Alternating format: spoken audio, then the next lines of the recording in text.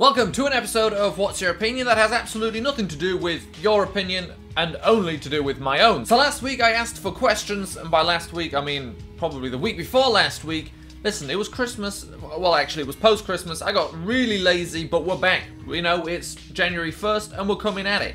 Anyway, so I asked for questions, you gave me questions, I'm going to answer questions, and probably today just going to look at NFL related ones. I still want to do, one answering personal and channel related questions, so if you have any more of those, you feel free to put them in the comments to this video. So let's start it off now with the NFL related questions, all my opinions. So we start with the first question. Everything is false as should the Redskins sign Cousins to a long-time deal or not? And, obviously the easy answer there is you look at the Redskins going 7-9 and you think Cousins is going to have to be paid a lot. Is he worth it? But what they did this year is they stripped that team bare, left Cousins with hardly anything. It's like a test for him. And take a look at who they lost to. They lost to the Philadelphia Eagles. They lost to the Chiefs when the Chiefs were really rolling at the beginning of the season. They lost to the Eagles again, to the Cowboys twice, the Vikings, the Saints, two playoff teams. They lost to the Chargers, who just missed out. And then, of course, the final game of the season, they lost to the Giants. But take a look at the injured reserve list of the Redskins. It's longer than their normal team. They lost a lot of people and were really running on very few players by the end of the season. My point is, they actually did pretty well considering. I feel like not re-signing him would be a mistake. I do not think they will find a better quarterback than Kirk Cousins, and you see teams make the mistake. You saw the Broncos make the mistake, although to be fair, Brock Osweiler kind of proved it wasn't that much of a mistake. You think you're good enough to move on from a quarterback, you really are not. As in, it's said all the time, and it's been proven so many times this season, there is no position more important than a quarterback, and you're not going to find a better replacement. Pay the man big because that's what you have to pay a man in that position, and build around him because trying to do anything else really is stupid. Then Alex Patterson asks, what are your thoughts on Roger Goodell? And well,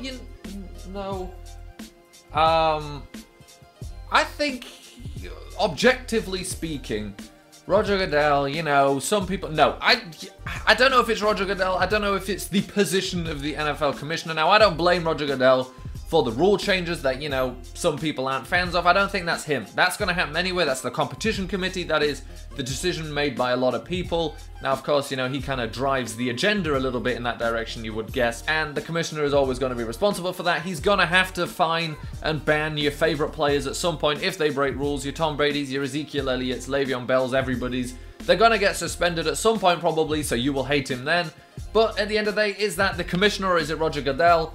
And I kind of lean more towards commissioner. Then Isaiah Eads asks, why are guys like Max Mariota, Jameis Winston, Derek Carr having a down year? And at first I thought, oh, there's not really a good answer, but I've got an answer for every single one of these. So, Marcus Mariota, that answer is easy. Why is he having a down year? Because Terry Robisky is a terrible offensive coordinator. Now, you know me, I don't like to be too negative, but he is truly terrible. Anybody who waits until the final game of the second year of his career to give Derrick Henry over 20 carries, and the only reason you're doing that is because DeMarco Murray is injured, that makes you a bad offensive coordinator. Now, who exactly is responsible for that? Maybe it is Mike Mularkey. Then Mike Mularkey is a terrible head coach. The play calling is absolutely atrocious on the Titans. It is horrible to watch. They have got playmakers all over the field, but they're just not doing it. The play calling is awful, it's ugly, and all they keep doing is trying to run straight up the middle with the running back. That doesn't work. Maybe they'll try again on second down, on third down, they'll struggle, and that's been the story of the Titans this season.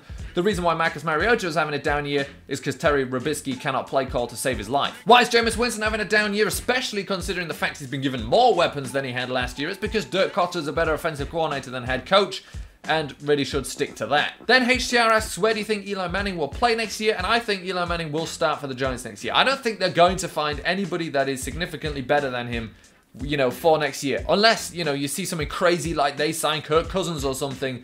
They're not going to find a rookie, I don't think, that is immediately better than him.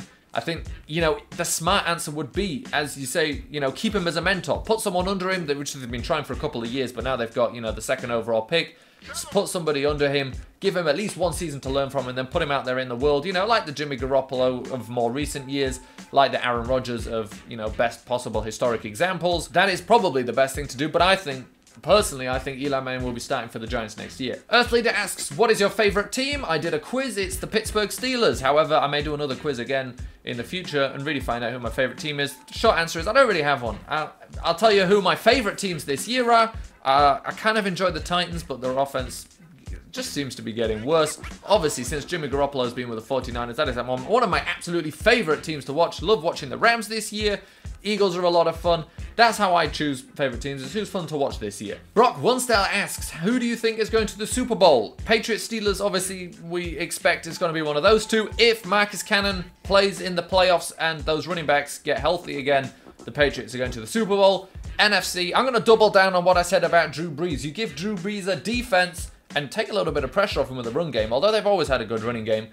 The Saints are going to the Super Bowl. I say that, and I will stick by that. So now, final two questions are about windows, and Evelyn Carpenter asks, has the Texans window defense closed? To answer that literally, yes it has, because I think their defense is slightly less dominant than it was a couple of years ago. Obviously, you hope JJ Watt comes back fully healthy at some point, and it could get back to that point. I think Kevin Johnson's a good cornerback. I think that's where, you know, they started to slow down a little bit on the back end. But Kevin Johnson's been pretty exciting this year, I think. Always seems to be around the ball. I like him as a run-stop player as well.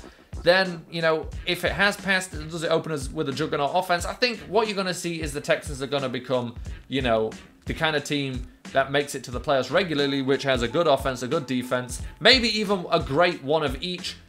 You know, very few teams have a great of both, and I think there will continue to be playoff regulars, to be fair. Up until now, they've been playoff regulars. I think they'll continue to do that.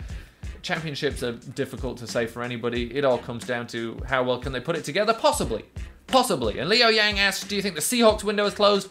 Your window never, ever, ever closes if you've got a coach and a quarterback. It doesn't matter what the rest of the team is. If you have a coach that is, you know, of championship pedigree, which, you know, very few guys are, like Pete Carroll. He's probably number 2 or 3 in terms of championship winning pedigree in the NFL out of all coaches. And Russell Wilson, it doesn't matter who the rest of the guys are. Your window doesn't close. I think the Legion of Boom's window has closed. You're going to see them fall apart because they have to eventually. How they've been preserving those players with the salary cap, I don't know. You know, that defense is going to slowly come apart, but they're going to bring new players in. They've got the front office. So I don't think the window closes until Russell Wilson or Pete Carroll retires. So that is it for this one, and what I want from you, if you would be so kind, is firstly, if you want to ask me some more personal type questions, I will still do one of those Q&As as well. Secondly, the question for the next episode, however, and I want this one to be funny if you want it to be, just straight up, you know, your honest answer if you want it to be like that. So for next week's video, I want you to take this opportunity to be as negative as possible. Now, you know, I tend to keep my answers, you know, positive about everything, look for, you know, positives in everything. But this week, what I want you to do is finish the sentence, no offense, but. No offense, but Jack Del Rio was never going to take the Raiders to a Super Bowl, would be one, for example. I would feel bad about saying that. You know, you look at a couple of years ago and say, oh no, look what Jack Del Rio's done. No offense, but that's not going to happen, and look, he's been fired. So I want you to be as negative as possible. We're not being offensive, we're just saying things we truly think that we probably, with better judgment, wouldn't say out loud, and let's hear it.